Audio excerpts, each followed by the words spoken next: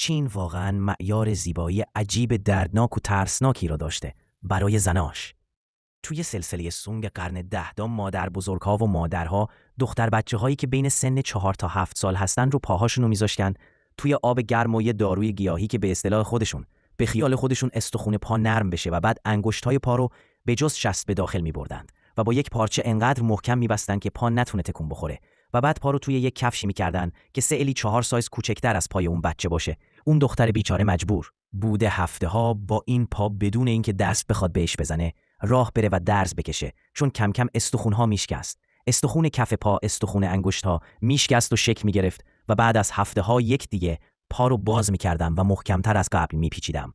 این کار بیشتر توی خانواده‌های ثروتمندان و اشرافشون رواج داشت و اونا معتقد بودند هرچی پا کوچکتر زیبایی و لوندی زن موقع راه رفتن بیشتر میشه و شانس اون زن برای پیدا کردن شوهر پولدارتر بیشتر میشه. متاسفانه به این کار میگفتن گلدن لوتوس شوز، یعنی کفش نیلوفر طلایی. ولی این بنده های خدا تا آخر عمرشون درد میکشیدن. این زنانی که پاهاشون اینجوری بوده تا آخر عمرشون نمیتونستن درست راه برن، چون تمام استخوان‌های پاشون شکسته شده بوده و پا شکل آن نرمال و غیر طبیعی به خودش گرفته بوده. متاسفانه این کار 1000 سال توی فرهنگ چینی رواج داشت، اما تو سال 1900 تا 912 توسط اصلاح طلبان چینی و دولت چین این کار ممنوع شد. یه جور شکنجه برای زنا به حساب می اومد و معتقد بودند که این کار یعنی فقر فرهنگی.